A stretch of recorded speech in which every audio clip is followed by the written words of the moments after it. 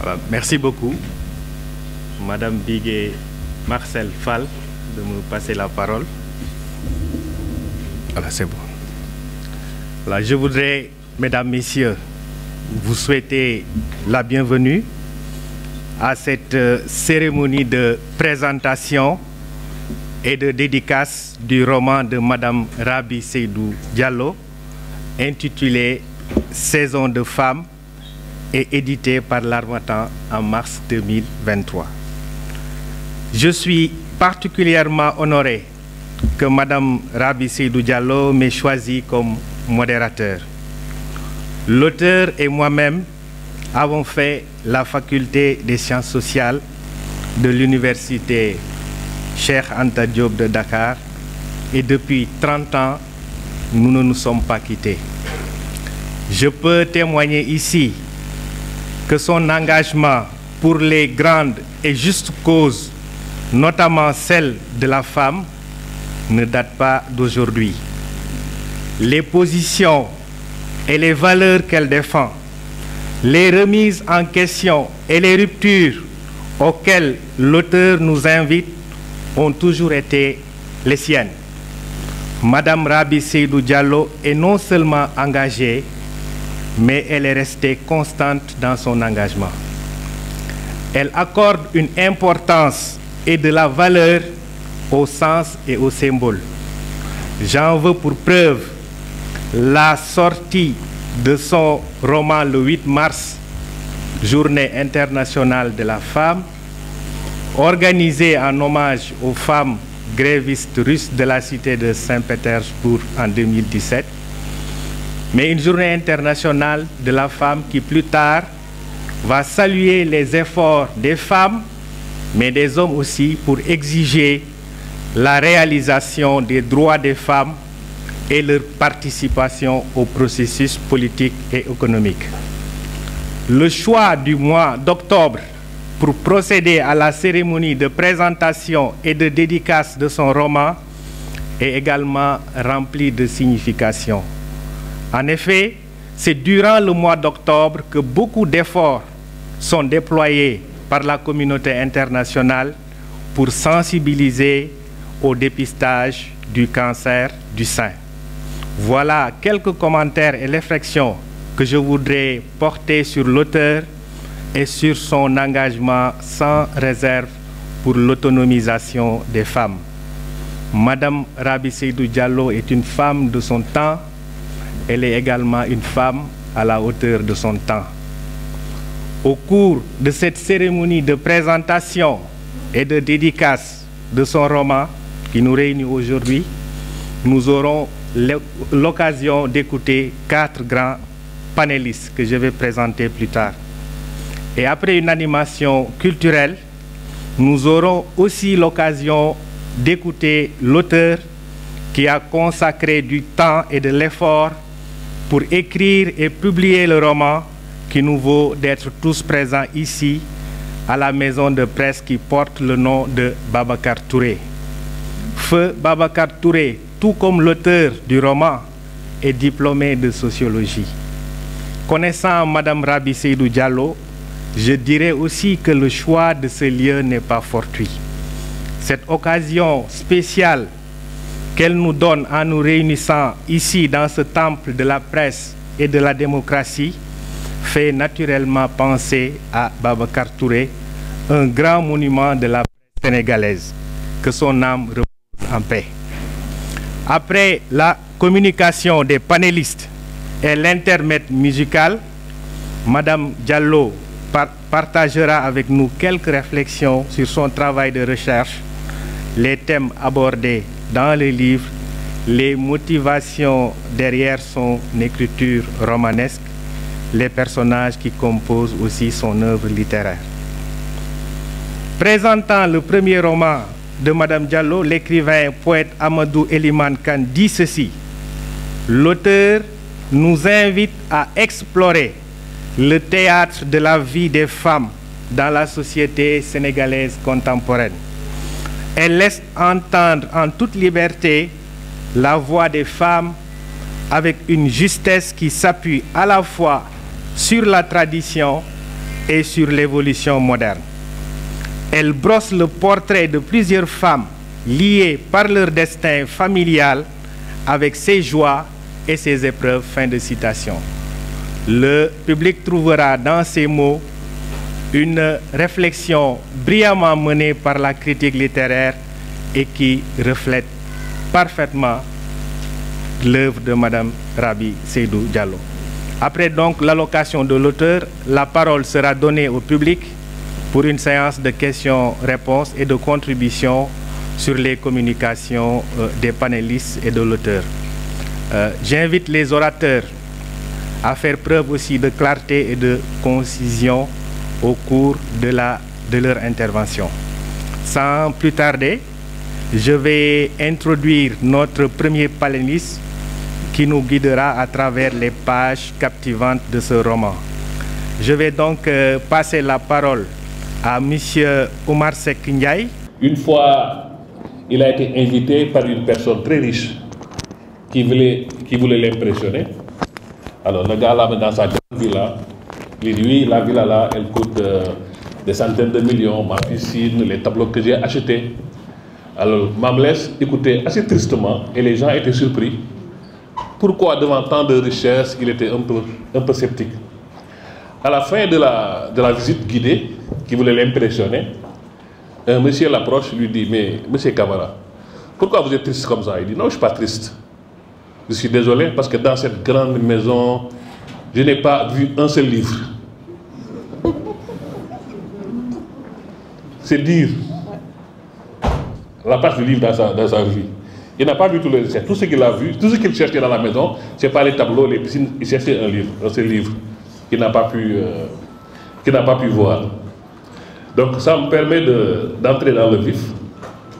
Bon, je choisis un angle assez osé parce que je ne vais pas directement attaquer le contenu. Je vais laisser le suspense aux gens qui vont lire. Je vais plutôt attaquer la couverture à l'image du contenu. Parce que, bon, sauf si je me trompe, je pense que l'illustration de la couverture n'est pas anodine. Et peut-être Raby nous dira quelles sont ses relations avec cette image. Et dans le livre, j'ai lu beaucoup de parallèles entre l'image et le contenu du livre. Et cette impression s'est confortée. Quand je suis venu, j'ai vu des coquillages sur la table. Et l'illustration nous renvoie au coquillage. Et si on sait que les coquillages ont une symbolique, d'abord, ça nous renvoie à la spiritualité, à la culture. Et dans le livre, on fait beaucoup d'œuvres de spiritualité et de culture. Et même, on fait référence au verset coranique, dans la dimension spirituelle. On parle de passerelle entre la vie et la mort, entre le ciel et la terre, entre le visible et l'invisible, entre le monde parallèle et la vie spirituelle. Donc il y a toute cette spiritualité dans le livre qui renvoie au coquillage qui est là, en face de moi, et qui m'ont bien accueilli. Et puis, autre chose encore, il y a une spirale des coquillages associée au cycle de la vie, à la croissance et à l'évolution. Et ça, dès l'entrée du livre, cet aspect apparaît. Il nous dit, né quelques minutes avant la mort de sa maman. C'est comme il y a un passage de témoin. Sa maman s'éclipse. Elle vient pour porter le flambeau. Et ça renvoie aussitôt à ce cycle de vie et de croissance et d'évolution qu'on trouve beaucoup dans le roman. Et aussi, il y a beaucoup de symboles toujours liés au coquillage, de dualité. On a vu déjà entre deux cultures, à travers Sandra Daba, le nom le renvoie, Sandra à connotation occidentale et Daba purement locale, qui est tiraillé entre deux mondes, entre deux cultures, qui sert un peu de passerelle. Donc il y a une sorte de dualité.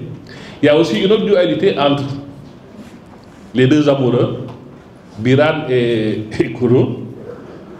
Biran est plutôt issu du monde rural, alors que Kouro est citadine. Donc il y a toujours cette dualité qui apparaît encore dans ces personnages.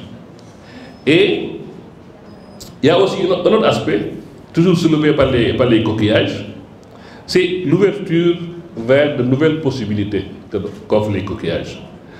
On a vu dans le livre, il y a des scènes assez idylliques. Quand Biran fait la cour à Koura, c'est pas comme maintenant, où les gens se voient au coin de la rue. Il y a un protocole. Biran est introduit dans la famille de Kouro, alors que maintenant le lieu d'introduction c'est WhatsApp ou Facebook. Donc c'est assez, ça renvoie à un autre monde. Quand on lit ça, bon, nous les, je ne dirais pas nous les vieux, mais nous les pas si jeunes que ça nous renvoie au bon vieux temps où quand on courtisait une fille, on écrivait des lettres, on faisait de la poésie. Bon.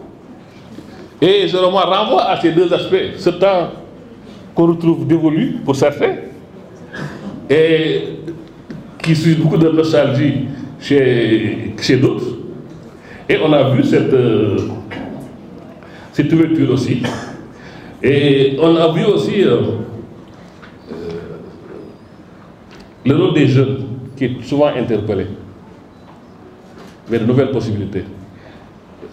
À l'université, par exemple, elle dénonce de façon à peine déguisée le fait que les jeunes ne s'engagent pas vraiment pour des causes, notamment l'environnement, changement climatique et autres choses. Donc ces jeunes aussi sont les relèves pour notre monde qui s'ouvre. Donc, elle invite les jeunes à s'engager concrètement dans le livre. Et puis aussi, il y a d'autres symboliques toujours dans ce livre. On a vu toujours la mer qui est le lieu de confrontation entre la vie et la mort, entre le passé et l'avenir, entre la tradition et la modernité, que nous retrouvons beaucoup dans ce roman. Et comme je l'ai dit tantôt, quand les femmes, avec cette belle envolée lyrique, nous ont ramené à la tradition, face à la célébration de l'écrit, qui traduit plus ou moins la modernité, même si c'est l'écrit, parce que aussi l'écrit est assez ancien, mais quand même dans la symbolique, il y a une confrontation entre l'écrit et l'oral. Bon. Nous avons vu aussi à ce niveau la mer, donc lieu de confrontation entre la vie et la mort, le passé et l'avenir, la tradition et le futur. Et on a vu aussi que la couleur bleue, toujours qui renvoie à la mer, et qui fait référence à la confiance, à la loyauté et à la vérité, qui sont autant de valeurs qui sont invoquées dans le livre et portées par les personnages. Bon. Ça, c'est quelques aspects. Il y a la couleur rouge aussi qui apparaît, qui est une forme d'énergie, de passion, évidemment d'amour. Et on a vu qu'en fait, c'est un roman d'amour, quelque part. Et l'amour dans toute sa pureté.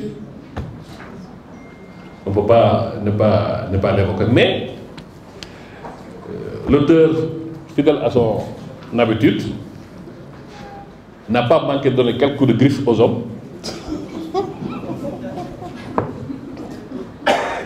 Elle parle des droits et devoirs de la femme par rapport à l'islam. Elle fait clin d'œil, les femmes ont les mêmes droits en islam. Bon, ça c'est des clins d'œil. Elle parle du nom de famille. C'est pourquoi des fois, j'aime bien la taquiner.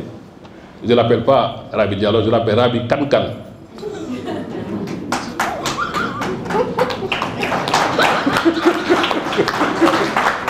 J'ai dit non, tu t'appelles Rabi Kankan. Bon, les Diallo, on oublie. Donc, et comme on dit, ça c'est des messages très subtils quand même, avec beaucoup d'adresse et sans agresser. Bon, qu'on lit avec le sourire mais qui nous interpelle en disant oui, donnons plus de place aux femmes.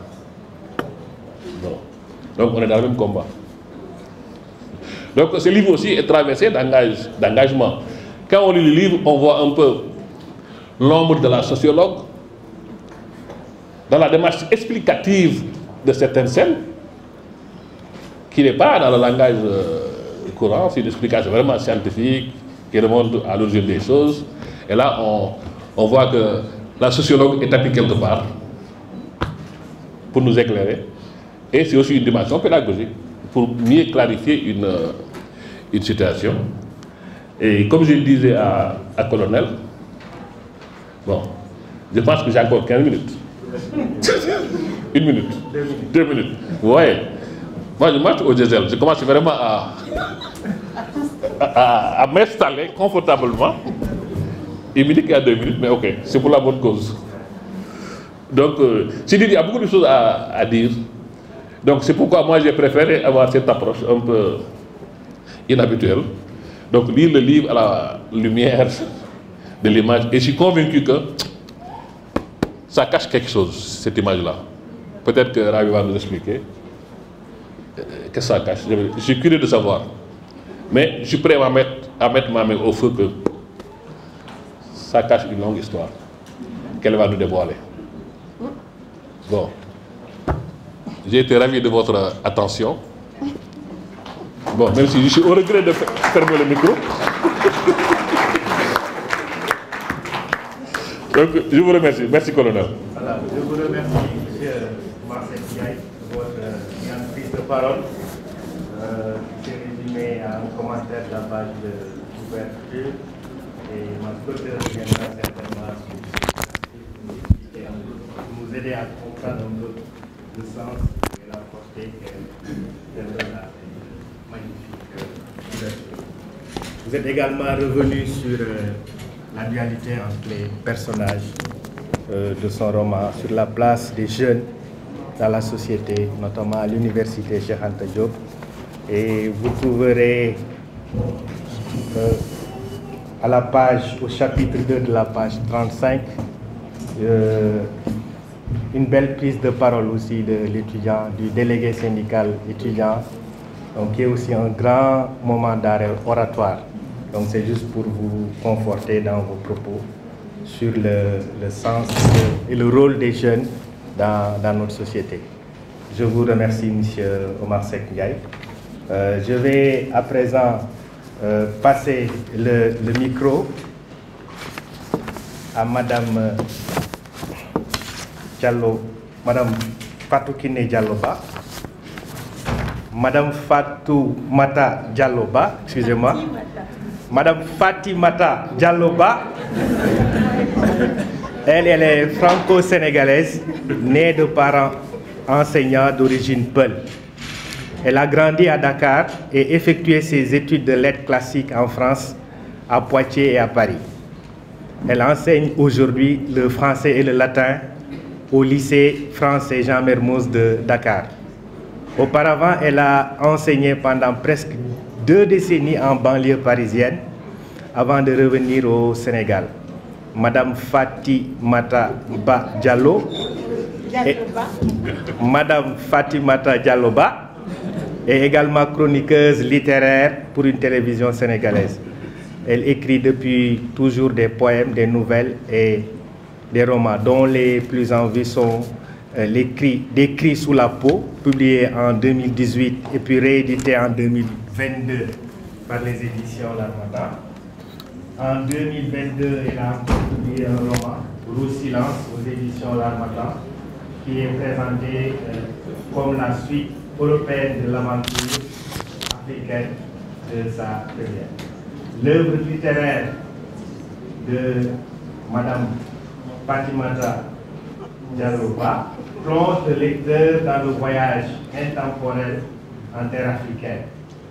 On en retrouve les effluves et les couleurs, la vie et la pensée, cette énergie si particulière, ressentie nulle part ailleurs, comme le dit la critique. Madame Dialloba, vous avez la parole. Merci beaucoup. Alors, merci beaucoup au colonel qui a voulu dompter une troupe de Halpulaar. Il paraît que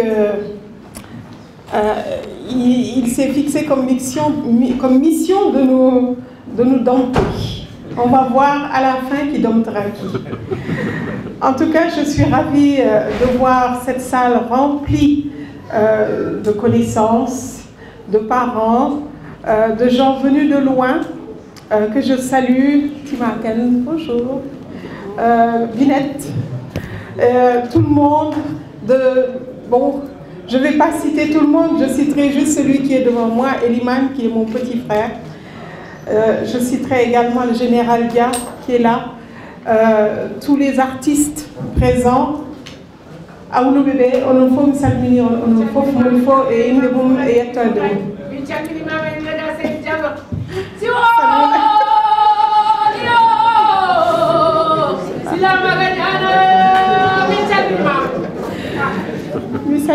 Merci beaucoup. Alors, c'est une douce sensation qui m'étreint ce jour, alors que je me trouve devant vous qui représentez ce qui est cher à nos cœurs et que nous avons en partage, la famille. Il m'est difficile d'être objective face à l'œuvre de ma petite sœur, Rabi Seydou Diallo, épouse Kane. Alors, je revendique une totale subjectivité et jette par-dessus mon épaule les scrupules qui pourraient tenter de me déstabiliser. Et voilà l'énigme de cette prise de parole face à vous qui se dissipe en nuées de papillons chatoyants. Voilà que l'émotion me gagne aussi, me submerge même au nom de ce qui nous lie.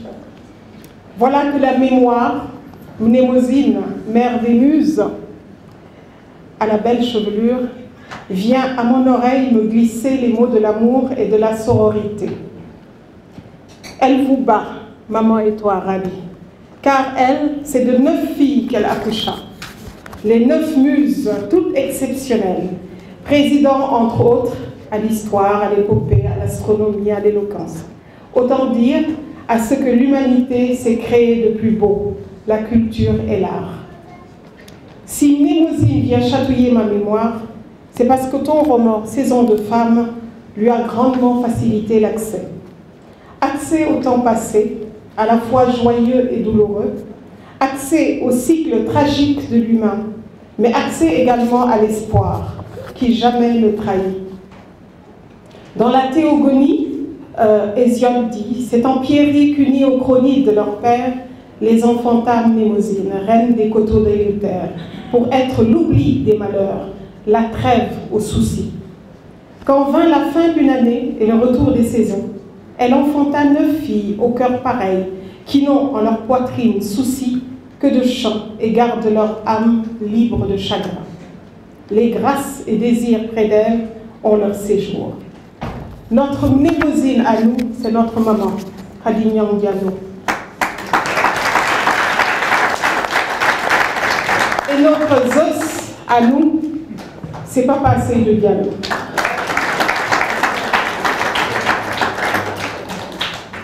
C'est en leur pierrerie à eux, cette terre sénégalaise qui les a nourris, qu'ils mirent au monde non pas 9, mais 7 muses et 1 Apollon. Pardonnez l'analogie si elle est impertinente.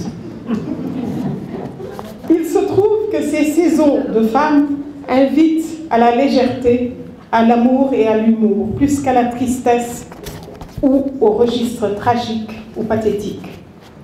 Si j'évoque nos parents et que le ton de cette communication devient celui de la confidence, c'est parce que la famille est le point de départ de l'envolée des saisons féminines. C'est le film de nos vies qui se déploie pendant la lecture. Ce sont nos traditions qui prennent vie. Ce sont nos questionnements qui ponctuent les pages. C'est la voix fluette de ma petite sœur que j'entends teinter joyeusement. Ce sont nos amitiés qui vibrent. C'est le temps qu'on dompte, l'espace d'un roman. Et c'est la vie qui triomphe de la mort, la beauté de la laideur, le bonheur de la douleur, l'espérance de la souffrance. Il faut le dire, n'être fille n'est pas une sinécure sous nos cieux et ne garantit pas une vie de rêve, même si le songe, quelquefois, donne des clés dont il faut savoir user. N'être fille, c'est souvent porter ou faire porter à ses parents une dette que la société se chargera de vous rappeler. Et pourtant, s'ils savaient, quelles sont belles ces jeunes filles en fleurs, rebelles, qui aspirent à la liberté, au printemps de la liberté. Quelles sont tendres ces femmes résilientes et courageuses qui ne recèlent pas une once de faiblesse, même quand elles pleurent, trahies au fier été de leur vie par des amours girouettes. Quelles sont touchantes ces grand-mères Mamdefa qui ont su transmettre l'amour du récit à leurs petits-enfants le soir quand tonne l'hivernage dans les maisons. Quelles sont désarmantes ces poupées aux yeux de lune ouverts sur l'avenir avec l'aide d'un papa douceur. Maman, qui s'y connaît bien aux petites filles, nous a toujours raconté la joie qui envahissait mon père à chaque naissance. Il se mettait sur son 31 pour accueillir son enfant et afficher sa joie d'avoir à nouveau une fille. Merci Papa Seydou Diallo et Maman Radignan d'avoir éloigné de nous cette peur atavique de devenir femme. Merci d'avoir résisté aux traditions avilissantes pour conserver les épanouissantes. Merci de nous avoir emplis de la conscience d'être des reines ancrées dans leur terroir, sans entraver leur marche vers les cimes de la modernité. Vous avez fait ce qui vous revenait. À nous de transformer nos pointillés en traits affirmés. Femmes indépendantes et inventives, non point ensevelies dans des monceaux de stéréotypes, mais têtes hautes dans nos foyers comme en société, capables de libérer leur force intérieure. Merci Rabi d'avoir écrit ces saisons de femmes, avec ce regard à la fois tendre et inquisiteur, qui se joue des vérités sociales bien établies, mais qui se révèlent bien friables à l'épreuve du réel. Ces saisons, floraisons de femmes sont merveilleusement émouvantes. Rimant avec guérison, elles réparent en ciment cathartique la mémoire ébréchée. Et peu importe s'il y a des saisons sèches dans ces vies de femmes, les cultures de contre-saison existent. Et les saisons vivifiantes des pluies compensent le déficit. S'il y a des orages, ton roman montre une piste, celle de la sororité, qui ceinture l'orage et le rend inoffensif. Je laisse les spécialistes analyser la polyphonie des voix et la mélodie émouvante que chantent ces générations de femmes, saisies non pas dans une harmonie monotone, mais comme de fortes personnalités, chacune croquée dans sa singulière vérité. Je laisse les sociologues expliquer aux profanes, parmi lesquels je me compte, expliquer les tenants et les aboutissants des questionnements sociaux qui traversent le roman. Je laisse les lecteurs amoureux de l'amour se laisser embarquer par les récits enivrants sur le coup de foudre, sur les joies de l'amour conjugal, sur les bienfaits de la maternité et de la paternité. Quel romantisme dans ces descriptions! Je laisse les voyageurs savourer la beauté des sites, du Canada au Fouta, du centre-ville dakarois à l'île de Gorée. Je laisse le jardin de Mina, Tante Mina, s'offrir aux amateurs ébobis devant le luxe, le calme et la volupté des lieux. Quant à moi, je retourne aux racines profondes de la créativité artistique, aux sols fertiles qui ont produit l'énergie nécessaire pour nourrir les majestueux baobabs dont les fruits ne tombent que pour mieux pousser en forêt luxuriante. Il me reste, petite sœur, à souhaiter que cette graine plantée pousse patiemment, obstinément, afin d'offrir un quai au lecteur pour aller vers de nouveaux horizons. Je te dois un merci spécial pour avoir reconstitué cette mémoire, même si elle est corrective par essence, puisque le roman est une fiction. Merci d'avoir redonné leur visage à ceux que nous aimons et que nous pleurons. À toi, Mimi, à toi, Papa, à toi, Mamdefa, à toi, Tatakoro, à tous ceux que je ne peux citer, à qui je dédie ces vers de Pablo Neruda. Si je meurs, survis-moi, par tant de force pure, que soient mis en fureur le froid et le livide, que ton rire et ton pied surtout n'hésitent pas, et comme une maison, habite mon absence. Je finirai par une prière, celle que par la grâce d'Allah subhanahu wa ta'ala, la joie demeure dans les cœurs, que l'espérance triomphe de la souffrance, que l'ombre recule au profit de la lumière, que les saisons de la tristesse cèdent devant celles de l'allégresse. Merci.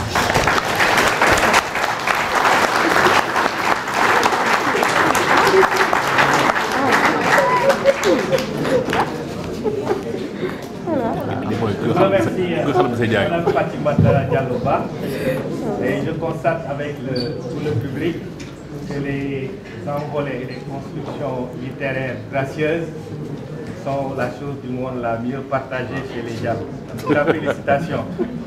Et pour qui vous êtes amateur de belles envolées, vous allez vous régaler en lisant le livre de Rabi Seydou, notamment les pages 45, 66, 67, 78, 81 et 84.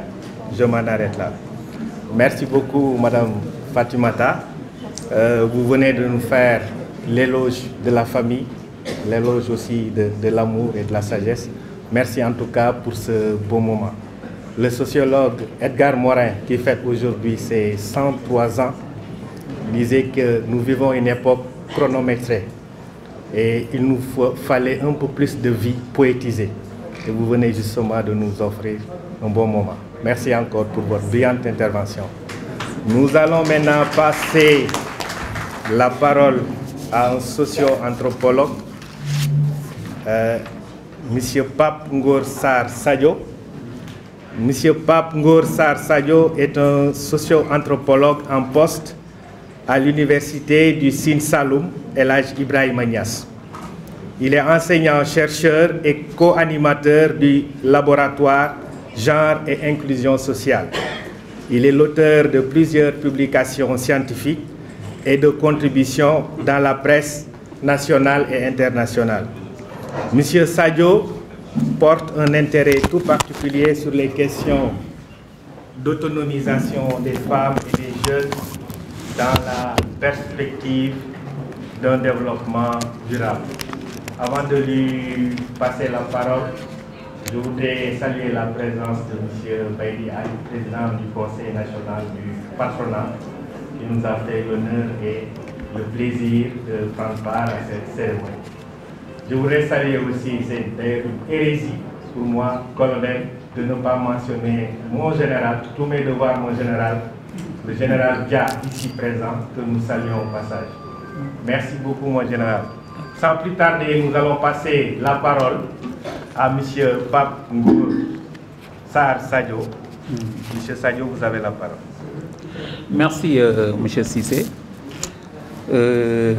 Permettez-moi d'abord de saluer l'assistance, au premier rang de laquelle nous avons notre professeur Moustapha Tamba, qui nous a initiés à la sociologie, et également ma consoeur Alima Diallo qui est là. Je retrouve également beaucoup de nos aînés du département de socio, parmi lesquels M. Bab Malik. Merci. Je me permets également de remercier, je ne l'appelle pas souvent Rabi, je l'appelle affectueusement Debo ou Grande Royale. Je suis l'une des dernières personnes à l'avoir connue dans ce panel, mais je magnifie ses qualités humaines et surtout également sa ténacité. J'avoue que un 8 mars, comme l'a dit tout à l'heure M. Cissé, pendant que j'étais sur le terrain avec les étudiants de la licence socio-anthropologie développement rural à Toubacouta pour un séjour sur le terrain travaillant sur la question de l'autonomisation des femmes, je reçois à 8 heures un message de Mme Kane Rabi pour me dire: salut mon grand, je te présente mon ouvrage qui vient de sortir. Et science tenante, je l'ai appelé pour la féliciter. Et je lui ai dit qu'une fois à Dakar, j'espère retrouver mon exemplaire, ce qui a été fait. Et il y a de cela quelques semaines, comme les universités sont en vacances, étant chez moi, je reçois encore son message pour me dire: Grand, je vais faire la cérémonie de dédicace de mon ouvrage et j'aimerais que tu sois parmi les panélistes. Je lui ai dit: Débo, dans quoi tu m'emmènes? Et là, comme elle sait la relation particulière que j'ai avec mon épouse, elle me dit: c'est une occasion pour toi de célébrer ton épouse et de lui rendre hommage. Et à travers elle, toutes les femmes. Et quand elle m'a dit ça, je n'avais plus rien à dire. Donc, c'était un peu ça l'histoire particulière que j'ai avec cet ouvrage. Et tout à l'heure, Madame Fatima Seydou nous a interpellés pour faire une lecture de cet ouvrage. Et M. Ndiaye également, dans sa présentation, là, est entré dans beaucoup de considérations sociologiques, notamment en parlant un peu de l'approche symbolique de l'ouvrage, à travers tous les symboles que nous voyons, les paraboles, etc. Effectivement, Madame Kane, à travers son ouvrage, comme on dit, en Wolof on dit que quoi feigne, mais également l'écriture trahit. En lisant l'ouvrage, on perçoit beaucoup de choses. Et c'est une fiction certes, mais c'est une analyse sobre de la réalité sociale, du fait social même sénégalais. Et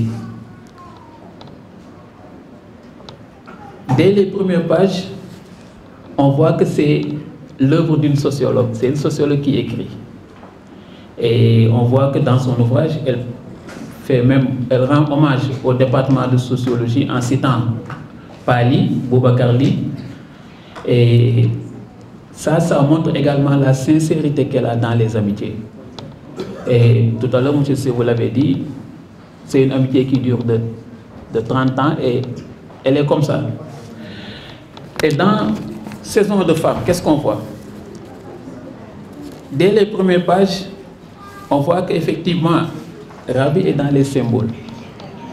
Déjà, quand on parcourt l'ouvrage de manière efficace, ou bien de manière rapide, on voit qu'il y a 12 chapitres qui correspondent aux 12 mois de l'année. Je vais y revenir. Qui est scindé en 4 saisons. Et ces saisons-là correspondent aux saisons de la femme, en quelque sorte. On voit que dans l'ouvrage, il y a les thèmes de l'amour qui ressortent. Parce qu'elle est dans une dualité, comme l'a dit tantôt monsieur Seck Ndiaye. Il y a l'amour, la déception, le bonheur, la tristesse. Donc, ouais. Ensuite, on retrouve quoi? On retrouve les thèmes un peu liés au développement durable. Déjà, quand on prend le nom Olel Delia Dem, ODD, vous voyez les objectifs de développement durable qui fait ses 21 ans. En fait, qui fait ses 21 ans, qui correspondent au 21e siècle. N'est-ce pas? Je m'en passe. Donc, on voit qu'il y a beaucoup de faits sociaux qui sont traités dans cet ouvrage. Il y a les questions liées à l'environnement, au développement durable. Il y a des questions liées également à nos formes de vie, notamment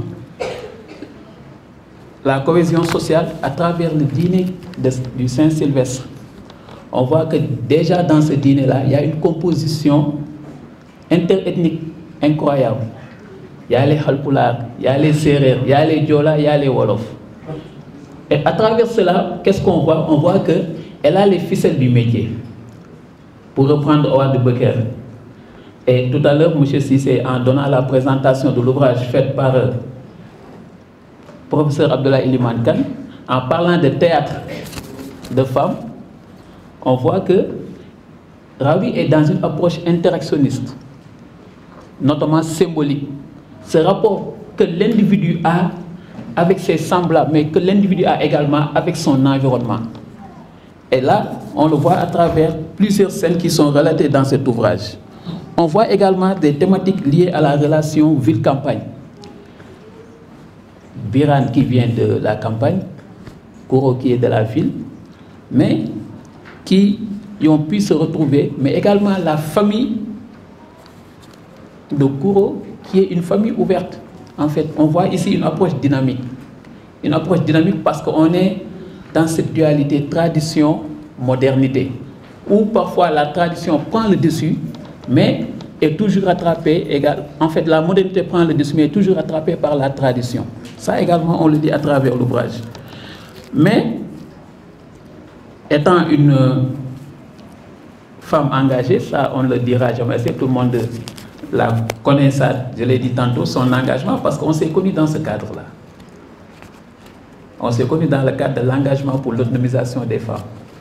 Donc, et on voit, franchement, c'est une battante, c'est une femme qui œuvre jour et nuit pour que les femmes de ce pays-là puissent être dans de bonnes conditions.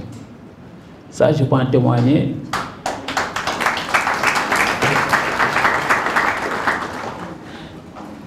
Et l'autonomisation des femmes, on le voit ici dans cet ouvrage, est fondamental, en fait, est le thème central. Et déjà dans le chapitre 3 de l'ouvrage, on voit qu'elle fait une analyse intersectionnelle de la femme, l'identité même de femme. Qui suis-je? En fait, une femme qui se dit qui suis-je en tant que telle? C'est qui la femme? Qui se donne une image en fait. Quelle est, ou bien quelles sont les représentations, les attentes que la société porte sur la femme? Quelle est l'image que la société porte sur la femme? Et là, on voit que même le corps même de la femme ne lui appartient pas. C'est un corps qui est social. Parce que la manière de s'habiller, la manière de se maquiller, en fait, la manière d'être, tout est défini par la société. Donc, il y a ce qu'on appelle un déterminisme social qui pèse sur la femme, qui fait qu'elle perd, encore une fois, son rôle d'acteur. Mais, on voit qu'également, elle est dans ce qu'on appelle dans la relativité, en fait. Dans la relativité, parce que même si la femme, la société, un peu, la confine dans un domaine, qui l'invisibilise, Madame Kant, dans son ouvrage, on voit qu'elle donne des astuces d'une femme qui soit libérée. On reviendra même sur les rôles sociaux ici, quand on voit Biran qui élève tout seul son enfant, sa fille.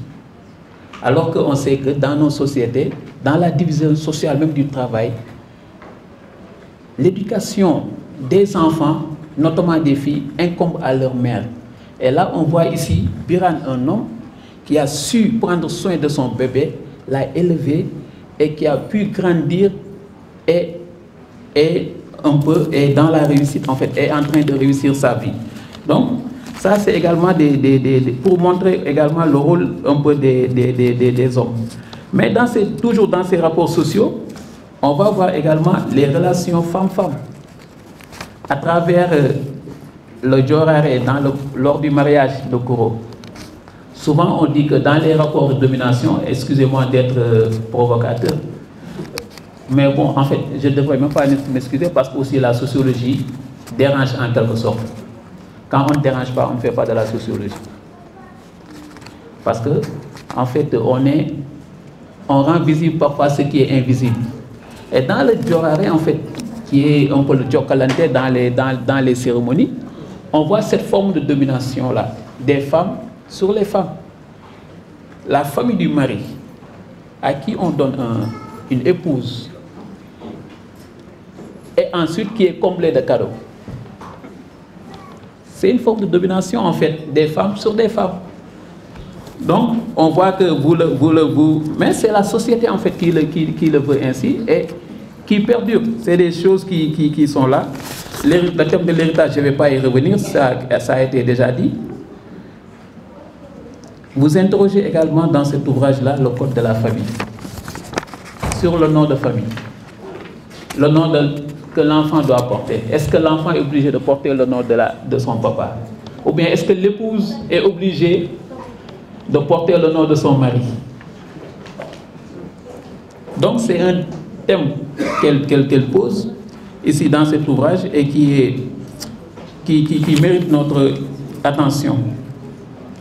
On voit également toujours dans cette relation-là de domination femme-femme, ou bien dans ces rapports sociaux femme-femme, la polygamie.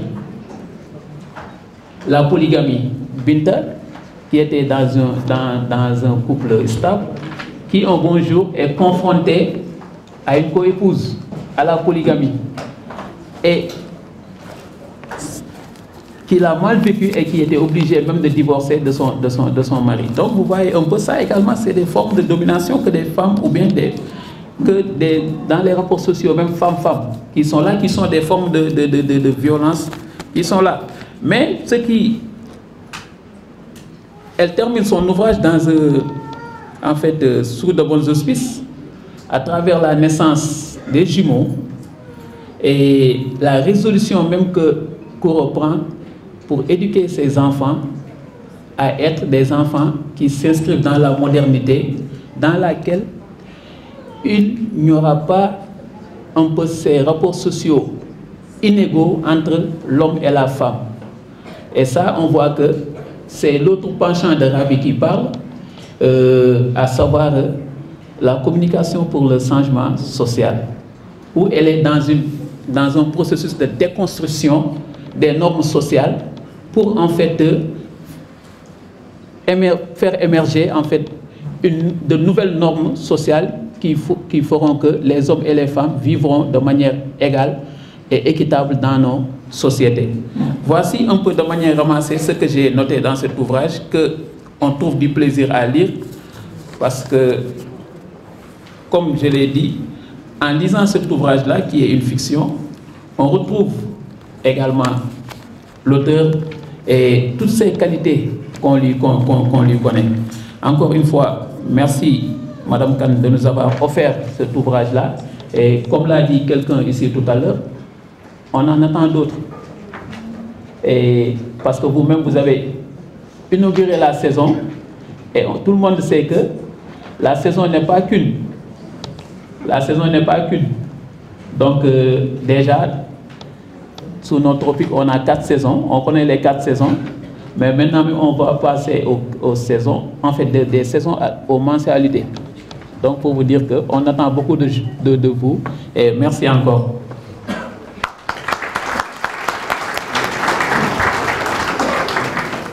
Merci beaucoup, Monsieur Pape Sadio, pour cette brillante analyse, une analyse socio-anthropologique. Et vous l'avez dit, le roman de Rabi est une analyse du fait social sénégalais. Et il est traversé par la question de l'autonomisation des femmes. Elle occupe une place extrêmement importante dans son ouvrage. Vous avez également évoqué une problématique extrêmement importante quand vous dites que l'auteur se livre à une entreprise de déconstruction même des normes sociales. Et des normes sociales, certes, elle est allée même jusqu'à changer, à déconstruire le vocabulaire. Quand elle va jusqu'à dire injustice, quand elle va jusqu'à dire le one woman show, on a l'habitude d'entendre one man show. Donc tout cela participe à cette entreprise de remettre à plat nos certitudes et ce qu'on pense bien acquis depuis plusieurs siècles, plusieurs décennies. En tout cas, merci beaucoup pour cette brillante analyse. Nous allons passer maintenant la parole au dernier panéliste, à Madame Khady Ndiaye Kama, que je vais vous présenter. Madame Ndiaye Kama a obtenu son bac C à la maison d'éducation Mariama Ba de Gorée. Elle a un diplôme d'ingénieur en génie électrique et informatique à l'Institut national polytechnique de Grenoble. Elle travaille depuis près de 20 ans dans les télécoms, à Alcatel d'abord, Nortel, Orange en région parisienne, puis a rejoint Myriad, un provider de services à valeur ajoutée, pour déployer en outre le service Orange Money sur toute l'Afrique, dans le Moyen-Orient et en France. Elle est revenue au Sénégal avec sa famille en 2018 pour prendre en charge le développement commercial des solutions entreprises de Myriad pour toute l'Afrique de l'Ouest. Et elle s'est lancée dernièrement à son compte dans des activités de conseil en matière d'IT, les télécoms et les fintech et le mentoring pour les startups. Elle est membre de Sen Startup et aussi présidente de l'amicale des anciennes de Mariama Ba depuis 3 ans. Elle est l'aînée d'une fratrie, est mariée et mère de 2 enfants. Madame Khady Ndiaye Kama est passionnée de voyage, de cuisine et de cosmétiques fait maison.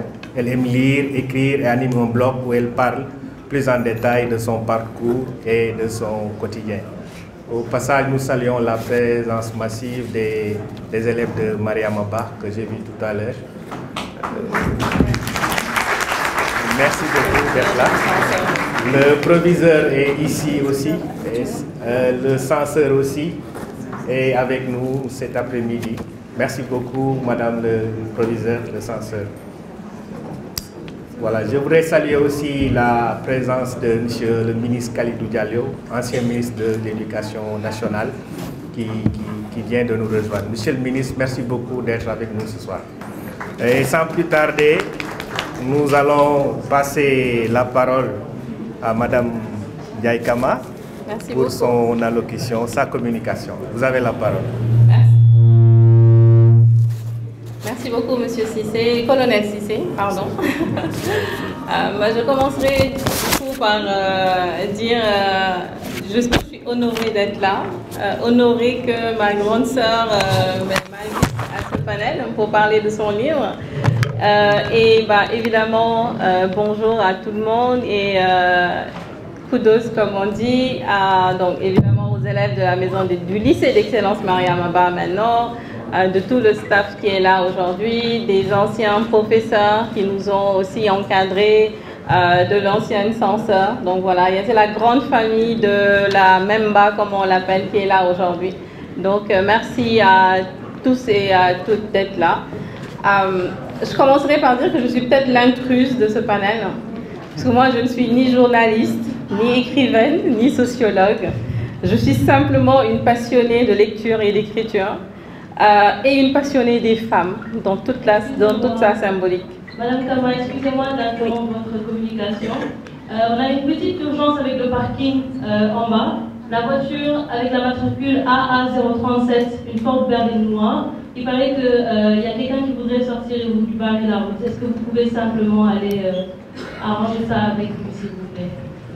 Merci et désolé encore d'avoir interrompu. Pas de souci. Donc je disais que moi je suis simplement une passionnée et donc c'est à ce titre que humblement je vais vous partager mon point de vue. J'adore les livres qui sont consacrés aux femmes. Pour un pays où on nous laisse croire, ou en tout cas on nous assène à longueur de journée qu'elles sont les plus nombreuses, je trouve qu'il n'y a pas assez de romans dont les femmes sont des héroïnes. Ça c'est mon avis. Un point de vue masculin sur les femmes peut être juste et pertinent, mais ne pourra jamais remplacer le point de vue d'une femme qui, elle, a vécu certaines des histoires racontées dans sa chair. C'est toute la différence entre être acteur et être spectateur. J'ai une histoire personnelle dans laquelle les femmes ont occupé une très grande place, même si mon père, à l'instar de Biran, est resté mon héros jusqu'à sa mort. Saison de femmes a donc une résonance toute particulière pour moi. On y retrouve tous les sujets qui jalonnent nos vies de femmes sénégalaises. La sororité d'abord, la maternité, la recherche identitaire, le féminisme, l'alliance entre la tradition et la modernité, le mariage imposé ou choisi, la polygamie, la trahison, la place du père, la transmission par la mère, la mort et j'en passe. En somme, pour moi, Saison de femmes est une plongée en accéléré dans les différentes mutations qui forgent la personnalité d'une femme. J'ai beaucoup aimé le clin d'œil à la maison d'éducation Mariama Ba, qui est le trait d'union qui me lie à ma chère Rabi. 7 ans d'internat nous ont marqués au fer rouge. Certaines ont détesté l'expérience et l'ont écourtée très vite. D'autres se sont laissés porter au gré des années. Et un certain nombre a enfin adoré et l'a vécu intensément. À la différence de Kouro, moi j'ai adoré chaque instant que j'ai passé dans cette école. Je ne savais même pas que j'étais sélectionnée pour y aller. Je l'ai su une semaine après la rentrée, grâce à ma meilleure amie qui a entendu mon nom appeler tous les matins. Et dès sa sortie le vendredi, elle est venue m'en avertir. Quand je rencontre une ancienne de la Memba, quelle que soit sa génération, c'est une forte connexion qui s'établit tout de suite. Je me retrouve très souvent à discuter des heures avec certaines, alors que nous n'avons même pas été ensemble à la Memba. En lisant le roman de Rabi, j'ai eu l'impression d'entendre ma grand-mère me raconter une de ses histoires. C'était une narratrice hors pair. J'ai adoré son style simple qui m'a entraîné très vite dans l'histoire. Je déteste quand les auteurs en font trop. Tout le contraire de Rabi. J'ai un grand défaut, c'est que quand je commence un livre qui me passionne, je le dévore et je ne m'arrête qu'à la fin. J'ai été plus que frustrée d'arriver à la dernière page. J'ai aimé la façon pudique dont elle a abordé certains thèmes, tout à son image. J'ai bien senti la patte de la sociologue qui a analysé certains mots de notre société avec la distance qu'il faut, tout en y mettant la bonne dose d'émotion. J'ai également beaucoup apprécié la façon dont Rabi nous a montré que les femmes sont en même temps fortes, battantes, mais vulnérables et fragiles. Saison de femmes est un roman que j'ai adoré, qui m'a fait sourire quelquefois, m'a rendu triste quelque peu et que je ferai sûrement lire à ma fille. Merci Rabi pour ce premier roman que tu as réussi avec brio et qui, j'espère, se vendra à des milliers d'exemplaires. C'est tout le mal que je te souhaite. Je finirai par dire que cet opus, il est aussi rafraîchissant qu'un verre de bissap en temps de grande chaleur.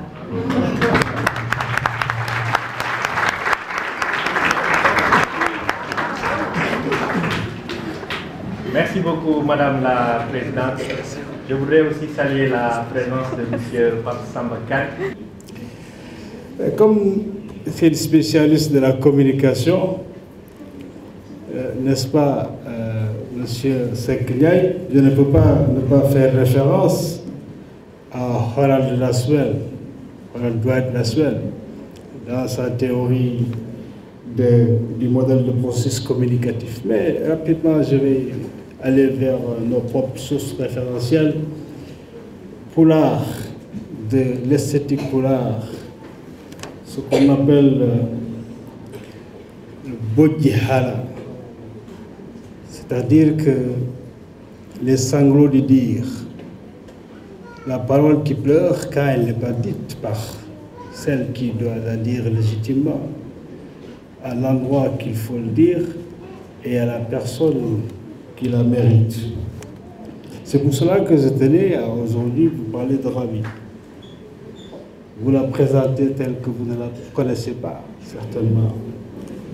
Alors, qui est Rabi Seydou? Rabi Yelam.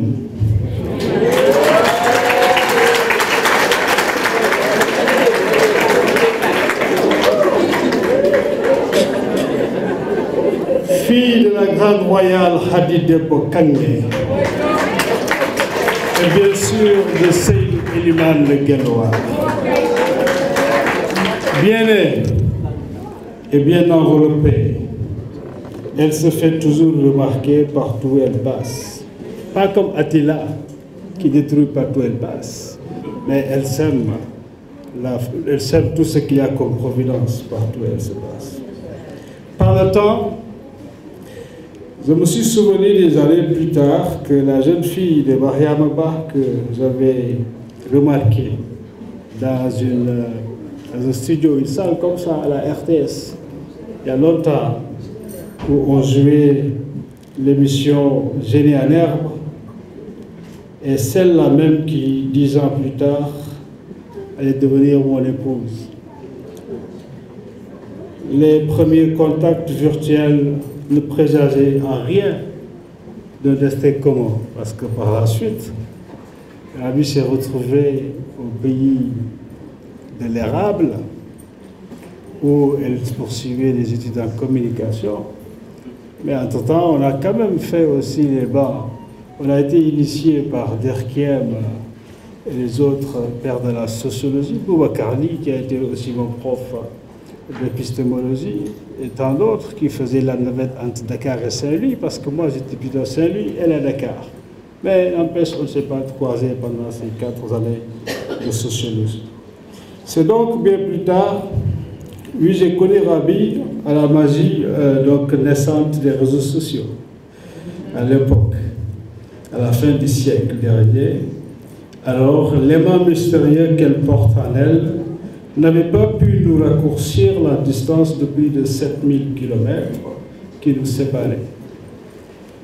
Je m'amusais à chambrer mes amis communs qui parlaient souvent de cette camarade sociologue qui avait échoué dans le froid glacial au pays de l'Arabe. Mais le retour au pays fut décisif et concluant. Et c'est ainsi que j'ai trouvé ma Rabi Yelam. Dès les premières murmures intimes, j'ai pu déceler son destin d'auteur-écrivaine, de romancière.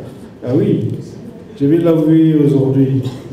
Le déclic par moi ressenti a eu lieu après qu'elle m'ait prise à la trappe en me racontant une fable tellement vraisemblable que je ne la croyais pas quand elle me disait à la fin de l'histoire que ce fut une plaisanterie. Quel talent! Là se dévoilait donc à moi un vrai talent de narrateur, à l'imagination très fertile. J'étais aisément pris au piège. Mais Rabi aime écrire, et elle écrit depuis longtemps. Elle a des textes de ses différents carnets, même son journal intime d'adolescente qu'elle garde encore jalousement. Elle en a eu des pans, n'est-ce pas, dans cet ouvrage parlant des saisons de la femme. J'ai donc pu apprécier avant vous tous Rabi, l'écrivaine, la romancière de notre romance. Le texte peut être modifié, c'est vrai, au fil du temps, mais l'histoire est loin d'être bouclée. Rabi Yelam est une femme sublime. Elle est jolie, n'est-ce pas?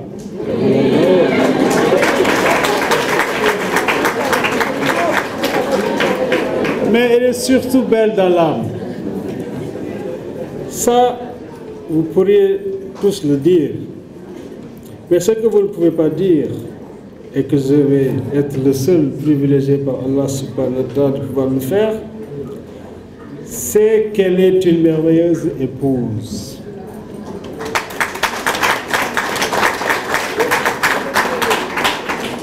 Et une agréable compagne de route. Elle est la joie de vivre personnalisé. Et la meilleure des conseillères, c'est-à-dire celle qui peut vous dire sans tabou, ni complaisance, tout ce qu'elle pense de vous et vous aide à vous remettre en cause. En vrai, Cordor, elle s'exprime et délivre sa parole sans arrière-pensée, ni circonspection. Elle est une personne entière. Elle aime comme on aime, car quand elle donne tout. Quand elle a confiance, elle s'engage. Le moment est donc venu et propice pour la remercier, pour te remercier, Rabi, pour l'épouse adorée que tu es, pour la mère bienveillante que tu es, pour nos 5 belles promesses à l'humanité. Mashallah, qui vient?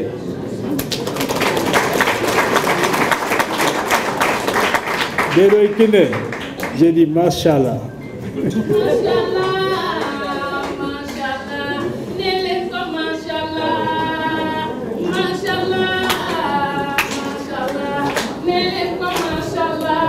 Merci beaucoup. Pour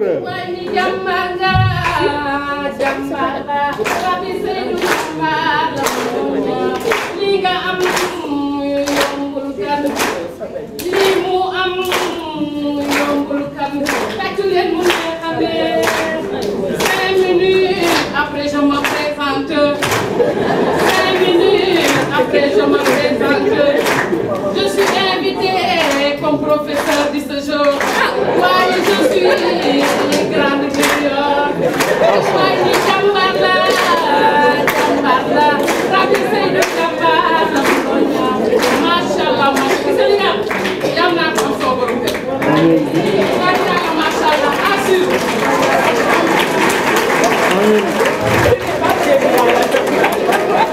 Amin, merci. Je reviens donc à l'intellectuel authentique et enraciné dans le Poulago, qui est l'auteur des livres qui nous réunit aujourd'hui. Pour les pétales de rose que tu distribues à chaque fois que tu ouvres la bouche, pour les effluves enivrantes que tu dégages à chaque fois que tu expires, pour les vibrations positives que tu produis quand ton cœur bat. Oui, mais Rabi, elle est belle, je l'ai dit, vous l'avez vu. Mais Rabi, c'est une très belle famille derrière elle. Je ne l'appelle pas ma belle famille. Kinde l'a dit, je suis son petit frère.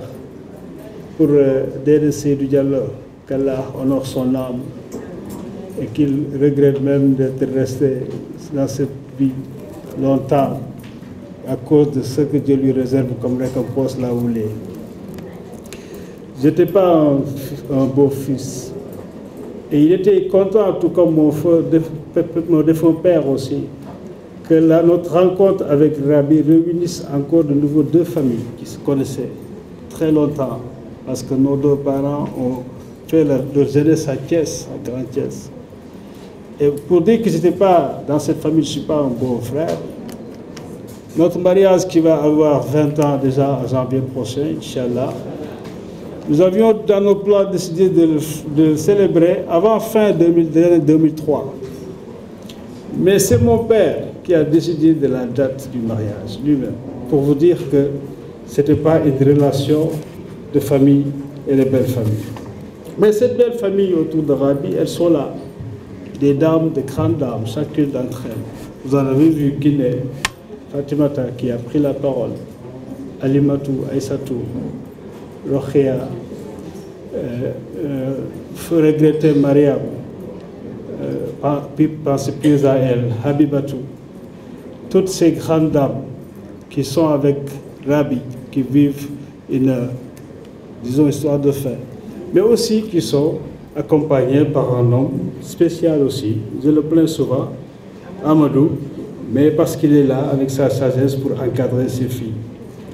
C'est donc une belle famille, une très belle famille à laquelle je suis très fier d'appartenir. Ceux qui ont déjà donc lu le livre savent que tu tiens à ta culture d'appartenance, en même temps que la culture mondialisée, à laquelle, du reste, notre culture africaine a énormément contribué pour avoir été la civilisation pionnière de l'humanité. Donc sans gêne, nous pouvons assumer notre modernité qui est le syncrétisme de toutes ces valeurs qui se rencontrent.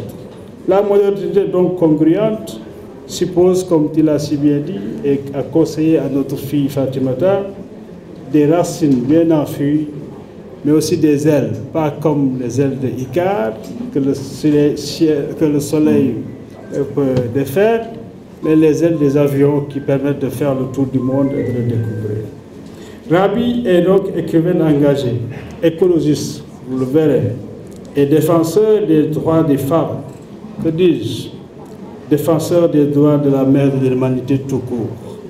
Alors, dans une société de plus en plus complexe et encore inégalitaire, elle demeure donc une musulmane dévouée et pratiquante, une militante de la justice et de l'équité. Dans sa quête de soi, sur la voie soufie. Quelqu'un parlait de spiritualité dans ce livre. Et effectivement, la spiritualité ne se distingue pas de l'amour, parce que la spiritualité elle-même est amour. N'est-ce pas, cher ami Dr Cissé Kane qui est dans la salle?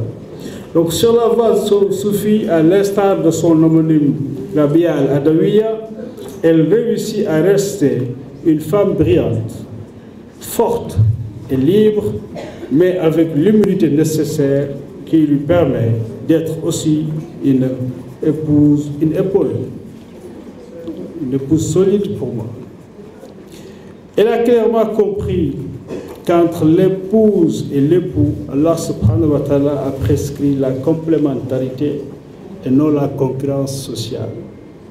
À travers les saisons de femmes, on comprend que pour l'auteur, la femme moderne est l'aboutissement d'une trajectoire de saison, mais aussi que chaque femme en elle-même est une multitude de facettes.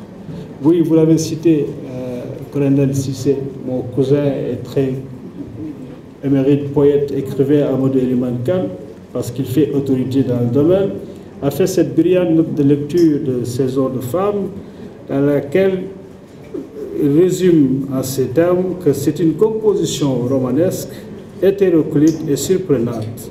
Mais Rabi Seydou Diallo réussit le pari de faire cohabiter des sujets de société et une intrigue qui ne laisse pas supposer le rebondissement final.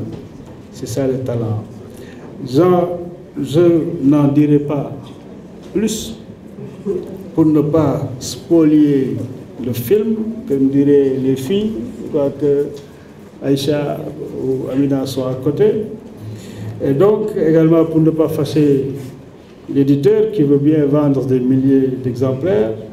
Donc, mais ce livre quand même mérite, je le pense, avec toute la successivité que j'assume également, tout comme qu'il est, d'être lu et enseigné, car il est un trésor pour ceux qui sont sur le chemin de leur légende personnelle et une source pour ceux qui sont dans la quête de la connaissance. Il est bien écrit, avec un français limpide. Oui, vous l'avez dit, Madame Puduc, je lui ai fait la remarque. Tout le monde peut lire ce livre. L'enfant, le matériage, tout le monde peut le lire, parce qu'il n'y aura pas, on ne trouvera pas des passages qui peuvent gêner. C'est ça la pudeur qui est aussi chez Rabi.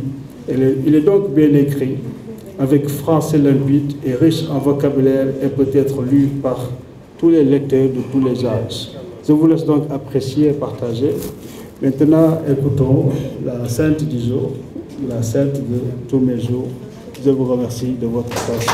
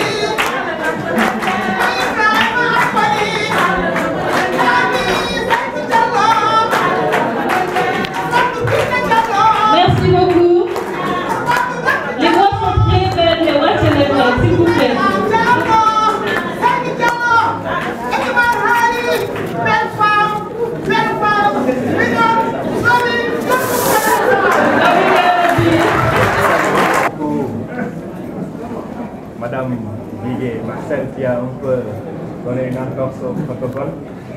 Je reprends mon micro pour introduire Debo, comme dit par nous, pour la scène du jour, comme dit aussi son mari. Rabi, vous avez la parole. Merci.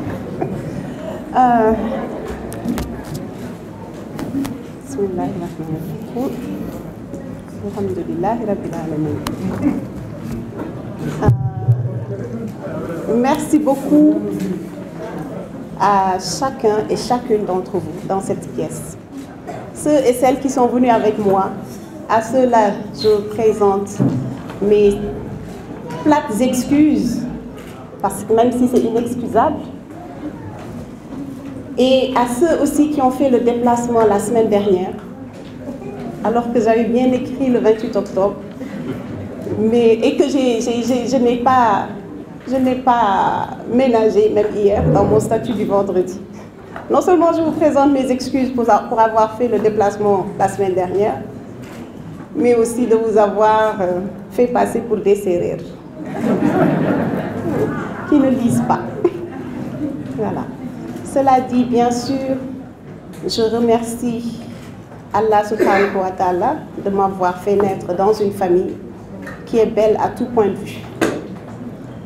À mon père, parti après 80 ans, certes, mais parti trop tôt pour moi, parce qu'il était mon socle, et il ne l'était pas seulement pour moi, il l'était aussi pour toute la famille Diallo d'ici et d'ailleurs, et pour toute la communauté de Ourossogui.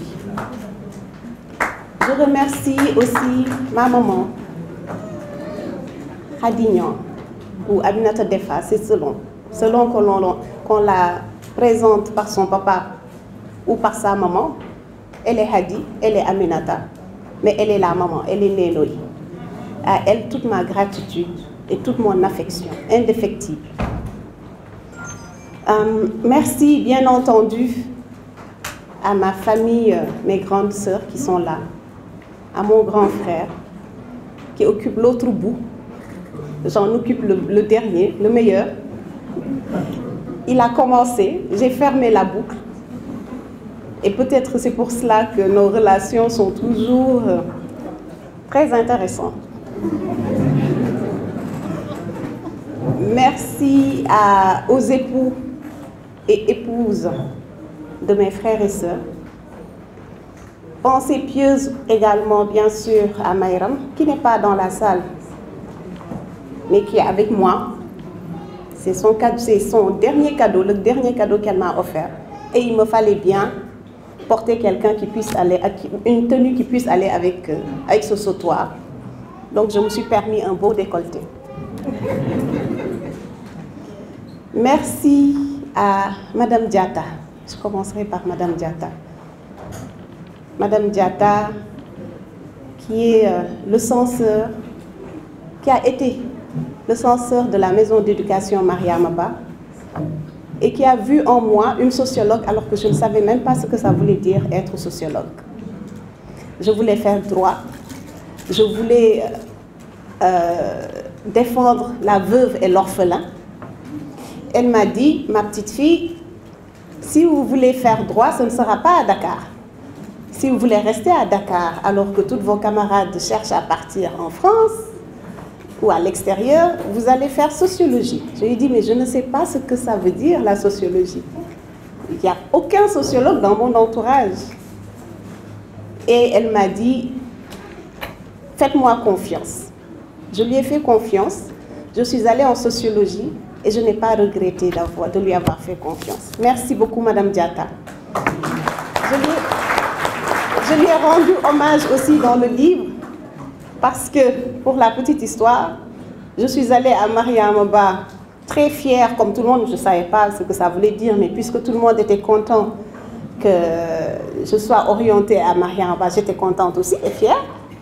Je suis arrivée, je me suis rendu compte que c'était une île, que c'était fermé. Et je lui ai dit dès le départ, quand elle a souhaité la bienvenue à notre promotion, je lui ai dit, moi je ne vais faire qu'une année. Je l'ai déjà dit à ma maman qui est inspectrice de l'éducation, je ne vais faire qu'une année. Elle m'a dit, d'accord ma petite. L'année suivante, je lui ai répété la même chose. À la fin de la 5e, je quitte cette école. Je me sens trop à l'étroit. Elle me dit, d'accord ma petite fille. J'ai répété l'histoire chaque année à la rentrée. Elle ne m'a jamais montré de signe d'impatience ou quoi que ce soit. Elle a laissé faire. Et en classe de terminale, dès qu'elle m'a aperçue, elle m'a dit, ne me dites rien. Je sais, et vous avez bien intérêt à quitter l'école cette année. Voilà, donc, et je la remercie pour la rigueur qu'elle a prônée, sans jamais se départir de ses habits de mère. Moi, j'ai toujours vu une mère en elle, j'ai toujours vu une éducatrice en elle. Et vraiment, merci beaucoup, Madame Diatta. Merci à toute l'administration de Marie-Amba de l'époque et à celle de maintenant, hein, qui est là, avec mes filles maintenant, je ne peux plus dire mes petites sœurs, mes filles qui sont mes sœurs pour toujours. Merci à vous d'être là. Évidemment, je remercie aussi mes collègues anciens comme ceux de maintenant. Mes camarades de promotion, les EDES, vous comprendrez si vous lisez le livre, vous comprendrez ce que veut dire EDES, n'est-ce pas? Kiné Diop, Mamsey Nidion, Timakan, qui est là encore comme EDES, Ramatoulaye Diallo, bien sûr. Faites voir, montrez que vous êtes EDES.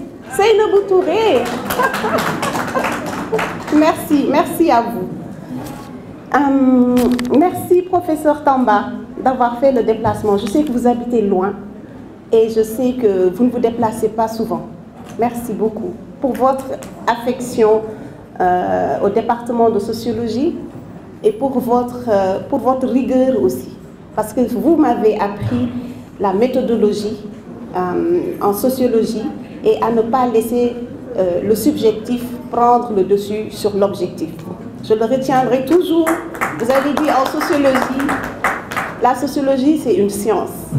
Et parce que c'est une science et qu'elle a un objet, elle doit avoir une démarche scientifique qui devrait aboutir à il devrait donc y avoir un raisonnement clair, sans fioriture, qui devrait être le résultat, donc qui devrait aboutir à un résultat concret. Merci de m'avoir vraiment éduqué à la rigueur, même si je suis comme je suis. Merci beaucoup à tout le monde, au ministre Aliou Sow qui n'est pas là, mais qui a quand même grandement participé à l'organisation de cette cérémonie de dédicace. C'est un ami que j'ai connu à l'université, Cheikh Anta Diop, et il est resté un ami.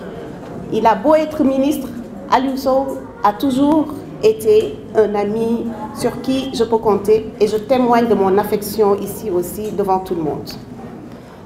Merci à celle que j'appelle Madame le ministre aujourd'hui, Magui, qui est la femme d'un ami, la femme de mon ministre aussi, Maître Moussa Bokartchan, qui n'est pas dans la salle, mais moi je le vois à travers son épouse. Il a été retenu par le marathon budgétaire à l'Assemblée nationale.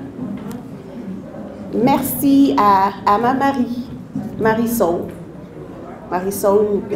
Nian, l'épouse de mon cousin, que j'ai découvert tardivement, mais qui m'a fait l'honneur d'être sa première ndjeke. Et donc j'ai appris à côtoyer son épouse Marie, et j'avoue que Marie est vraiment une chérie que j'adore. Merci à tout le monde, vraiment, au cas général. Je vais finir par les... Ne vous dites, je ne cite pas les gens dans l'ordre, je cite dans le désordre. Mais à chaque fois, il y a une grosse affection quand je cite des gens. Merci à Madame Fall, Tata Astou, Madame Astou Faye Fall, ancienne PCA de la SOGED, et qui, dès le premier regard, a vraiment facilité mon intégration à l'OMVS. Et parce qu'elle est sérère, parce qu'elle est halpoula, peut-être ceci explique-t-il cela, il y a eu une sorte d'alchimie entre nous. Et je ne suis jamais sortie de son bureau autrement que de bonne humeur. Vraiment, merci beaucoup, Madame Fall. Chaque vendredi, elle m'envoie des messages pour me souhaiter un Juma Moubarak en me disant ma fille à moi. Et c'est vraiment aussi ma tata à moi. Merci à tout le monde. Le colonel Khalifa Ababakar Diop, que j'ai vu pour la première fois quand j'ai intégré la PIX pour le projet d'autoroute à péage. Le premier projet, la première autoroute à péage du Sénégal. Ce n'était pas facile, mais nous avons su tenir face à la révolte sociale, face aux incompréhensions. Et finalement, pour que seul le Sénégal soit gagnant dans une aventure, nous avons pu nous armer de courage et d'énergie pour y parvenir. C'est le lieu aussi de remercier monsieur... Oui. Ouais, merci, colonel. Merci beaucoup, colonel. Merci à El Hadj Baba Sakho aussi, que j'ai connu à l'APIX, qui est un ancien ambassadeur et qui était le conseiller technique, conseiller spécial de Madame Aminata Niane, ma DG, pour qui j'avais une admiration sans borne, et pourtant avec qui j'ai eu aussi des accrochages, n'est-ce pas, Oumar Seck? Voilà. Mais ça ne changera jamais. J'aurai toujours de l'admiration pour Madame Aminata Niane. Merci à tout le monde, bien entendu à Eliman. Je ne le savais pas aussi généreux en compliments, surtout en public. Merci. Je ne sais pas ce qui t'a inspiré, mais il faudra continuer.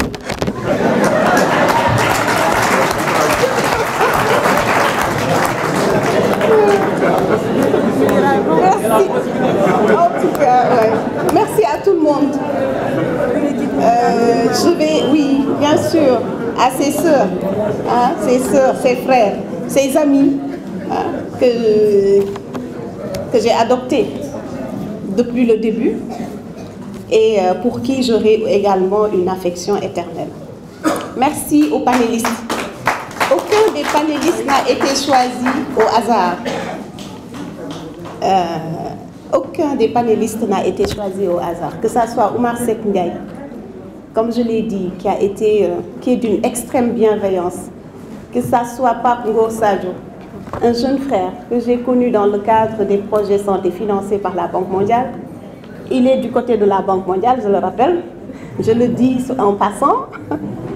Mais il est extrêmement conciliant.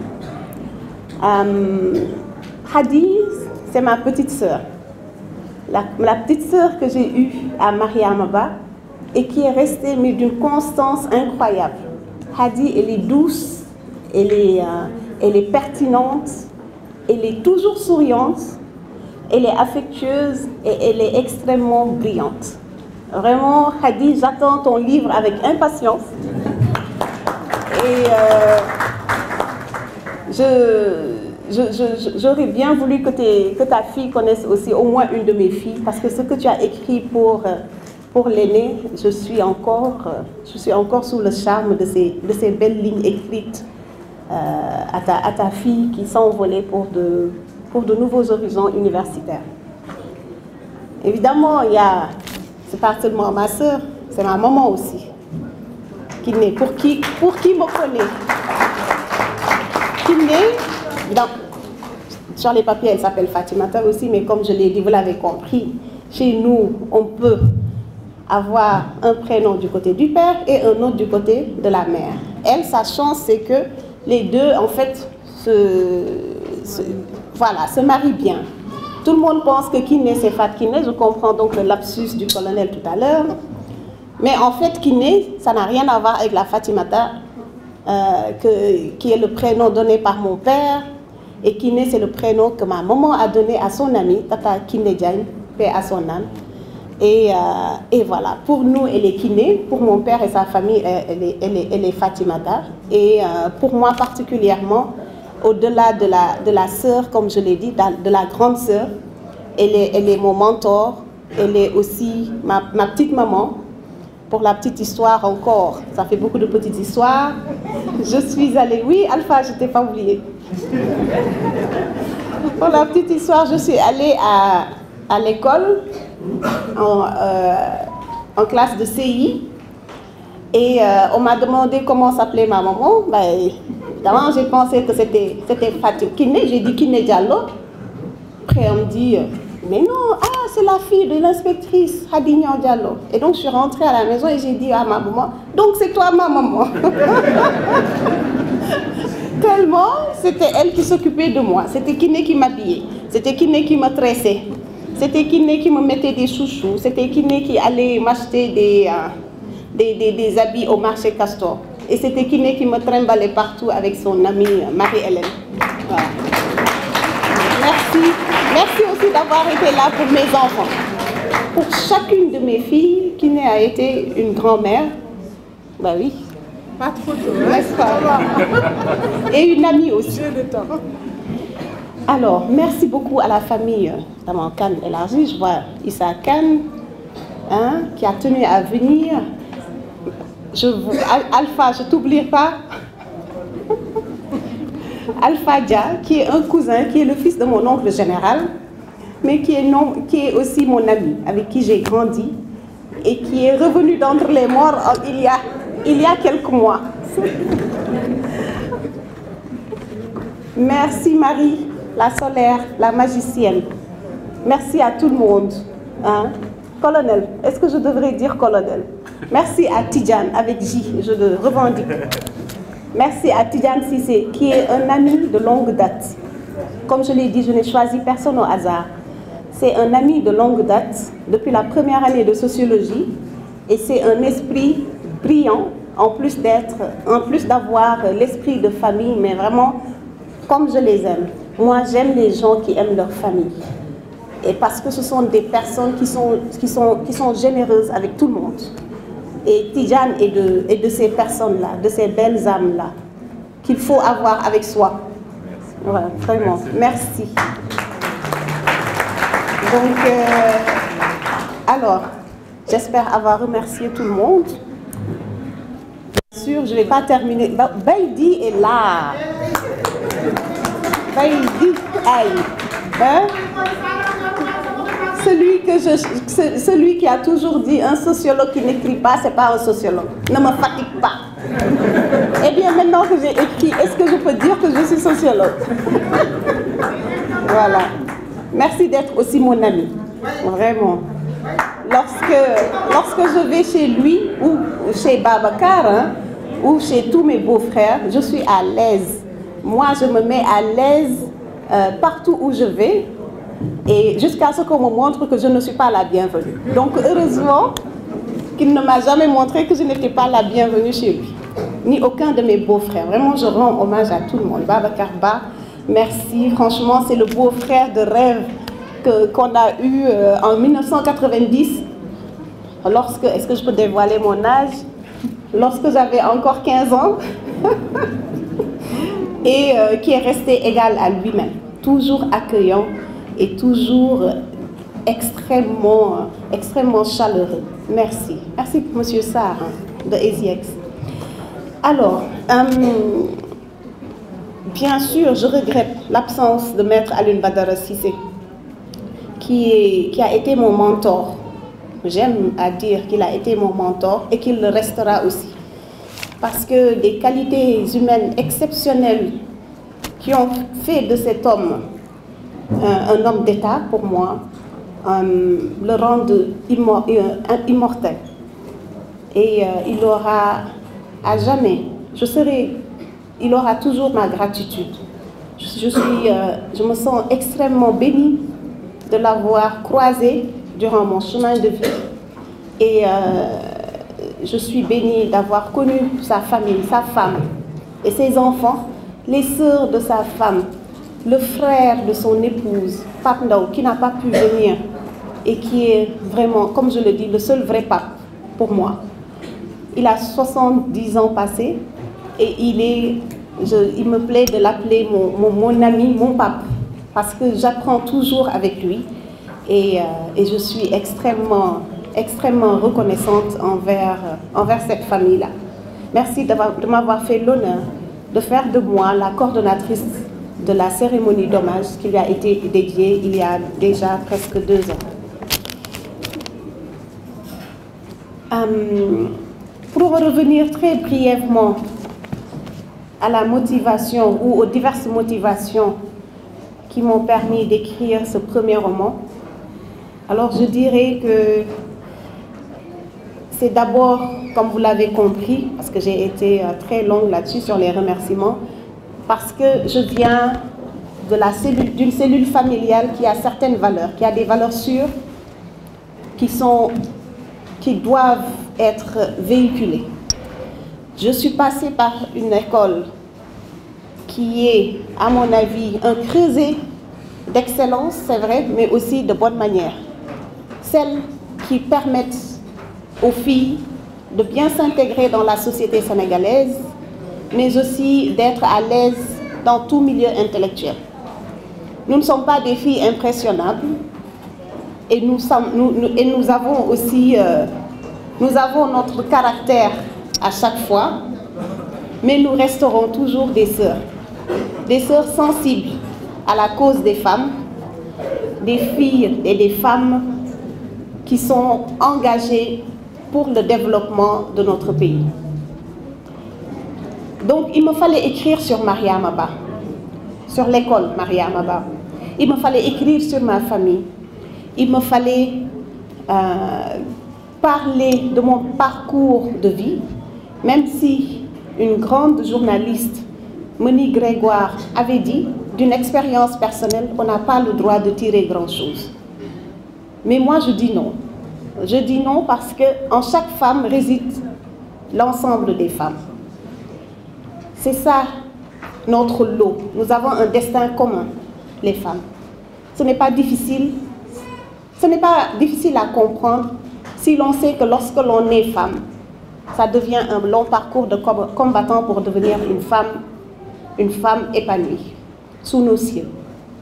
Évidemment, ça change de plus en plus et j'en suis heureuse parce que nous avons la chance d'avoir des hommes qui ont compris la place de la femme et nous avons surtout la chance d'avoir des femmes qui savent dire non. Quelqu'un l'a dit aussi, quand on refuse, on dit non. On ne peut pas refuser et dire oui. Ça ne marche pas. Lorsque l'on refuse, il faut dire non. Lorsque l'on est d'accord, il faut dire oui. Il faut que l'on cesse de croire que qui ne dit mot consent. Parce que nous avons tellement entendu nos mamans dire qu'il faut encaisser, que nous oublions que nous avons aussi le droit de nous exprimer. Oui, l'absence de réponse est une réponse en soi, mais il nous faut aller au-delà. Et je compte donc sur la prochaine génération, la génération actuelle et celle de mes filles, pour que s'opèrent les vrais changements, ceux qui nous conduiront loin, ceux qui conduiront le Sénégal loin. Et je compte aussi non seulement sur les femmes, mais sur les hommes. Parce qu'il y a quand même des échantillons d'hommes sur lesquels on peut compter. Quand je vois Tidjane et ses filles, je ne désespère pas. Quand je vois aussi Eliman avec ses filles, bon, il y a de l'espoir. Quand je vois Zeyna qui tire aussi son papa et qui montre son leadership, là aussi il y a de l'espoir. J'espère, Rocky, que Bekay ne dira pas que j'ai complètement formaté ou déformé sa fille, mais je suis fière de la voir prendre position et dire non, je ne suis pas d'accord. Pour dire pourquoi elle est d'accord sur une autre, pourquoi elle a une opinion différente. Donc, Saison de femmes, ça a été écrit en 3 semaines, parce que tout était déjà dans ma tête. C'est une fiction, c'est vrai, mais toutes les anecdotes liées à Mariama Ba, par exemple, sont vraies. Elles sont toutes vraies. Et je me suis remise dans la peau de la petite fille qui entrait dans cette école. Mon passage à l'université Cheikh Anta Diop aussi, en tout cas tout ce qui concerne le bal des invisibles, ça aussi c'est vrai. Safoula qui est dans la salle ne me démentira pas. Il est dans la salle, Safoula. Ouais. Je ne dirai pas c'est qui exactement, mais il est dans la salle. Évidemment, l'histoire n'est pas la même. Mais j'ai, à travers ce bal des invisibles, gagné un ami extraordinaire. Donc, merci à toutes les filles de Claudel. Nous nous sommes délectés pendant les échanges épistolaires entre amis invisibles, mais nous n'avons jamais franchi la ligne rouge et nous avons su tisser des liens amicaux très fraternels, des liens très fraternels avec les étudiants de l'autre côté de Claudel, sans jamais remettre en question notre condition de femme de notre temps. Merci encore une fois d'avoir pris le temps de lire. J'ai reçu de belles notes de lecture. Il y en a qui ont commencé, qui n'ont pas encore terminé. Mais j'espère vraiment que, passer l'indulgence, que je revendique quand même un peu, que vous saurez me faire un retour de lecture objectif pour que, puisque vous le désirez tant, pour que Saison de femmes puisse être mère d'autres livres, que je puisse m'améliorer. Je compte sur vous. Merci Aïcha d'avoir organisé cela et d'avoir créé cette merveilleuse décoration avec des fleurs naturelles qui sentent bon, qui embaument la pièce, et avec la générosité d'âme qui est extraordinaire. Merci beaucoup Aïcha, la sœur de ma sœur Dior, et merci à Pape Sambakan, l'un de mes mentors aussi. Merci à vous tous. Timakan, merci à toi d'avoir fait le déplacement de Paris à Dakar. Juste pour moi, Kenen beaucoup.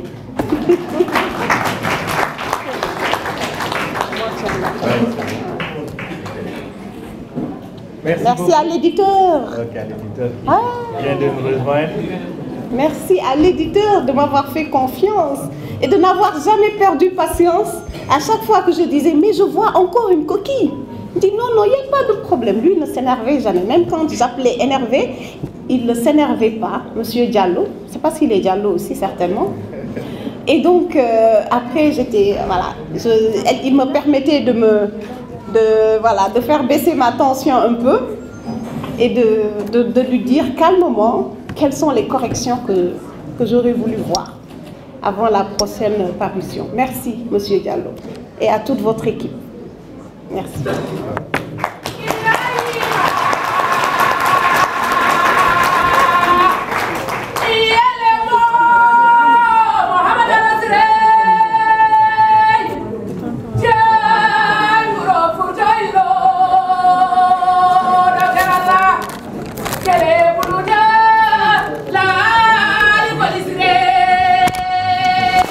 Merci. Nous allons maintenant ouvrir une liste pour les orateurs. Nous savons que tout le monde veut prendre la parole. Ça va de soi. Mais malheureusement, nous ne pourrons pas prendre tout le monde. Et on a accusé quand même un énorme retard au démarrage. J'invite donc les orateurs à faire preuve de... S'il vous plaît, à faire preuve de concision et surtout de clarté dans leurs questions. Et nous avons pour l'instant 2 orateurs, Madame Binta Kane, et chaque orateur a au moins 2 minutes, pas plus, pour poser des questions ou pour faire une contribution ou encore un témoignage. Il y a M. Abdoulaye Diallo aussi, qui va prendre la parole après Madame Binta Kane. Madame Binta Kane, vous avez la parole. Donc on va déjà prendre une liste de... Pardon? Rocky. Voilà. Donc il y a déjà Madame Binta Kane. Est-ce qu'elle est dans la salle? Elle est toujours là? Ok. Madame Binta Kane, vous avez 2 minutes. Et après, M. Abdoulaye Diallo va prendre la parole. La sœur de la distinguée lettrée Fatibata Diallo, mais également la prunelle des yeux de notre chère maman Fatoumata Ka. Rabi, elle incarne un pilier inébranlable dans notre famille.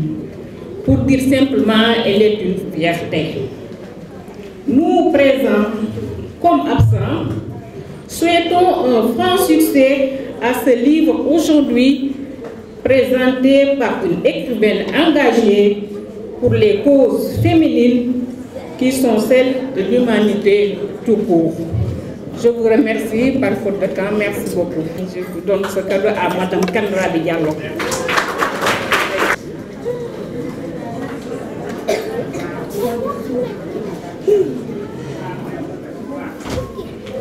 Les 2 minutes, je ne pense pas que je les épuiserai. Je vous prends juste la parole pour renouveler et réitérer les mots de remerciement que M. Coly a si bien prononcés à l'entame de cette cérémonie. Remerciements à l'endroit des auteurs de l'Harmattan, parce que je pense que tout le présidium est constitué par les auteurs de l'Harmattan. Ahmed Tidiane Cissé est auteur de 3 livres chez nous, un 4e à paraître dans quelques jours. Fatimata, Grand Omar, merci à tous. Et quand je regarde en face de moi, je vois aussi des auteurs de l'Harmattan Sénégal. J'ai tenu à me doper, Rabi, pour être là. Ce matin, je suis levé très tôt parce que j'étais au King Fahd Palace pour une autre cérémonie. Mais voilà, et je ne me sens pas bien, mais il fallait que je sois là. Être là juste pour te dire que nous ne regrettons absolument pas du tout d'avoir continué à travers toi cette collaboration que nous avons commencée avec ta grande sœur Fatimata. Une collaboration qui, à mon sens, M. Coly le disait tout à l'heure, quand on parle des visages aujourd'hui de la littérature sénégalaise, on ne peut pas ne pas citer Kiné. Et Rabi, ton livre, on l'a soumis dans le cadre du prestigieux prix Orange Afrique. C'est un des livres que nous avons sélectionné pour le soumettre à compétition. Nous croisons les doigts. Je tenais à te faire cette primeur également. Et tout à l'heure, dans quelques instants aussi, nous serons au Musée des civilisations noires dans le cadre de la remise des prix du Cénacle dans ce qui est considéré comme étant la grande nuit de la littérature sénégalaise. L'un des livres de Fatimata Diallo également est en compétition avec le livre de Madame la Présidente Aminata Ndiaye, toutes deux autrices de l'Harmattan. Je suis très comblé aujourd'hui et je ne pouvais pas ne pas être là. Merci à tous et puis bon vent à ce livre. Merci beaucoup.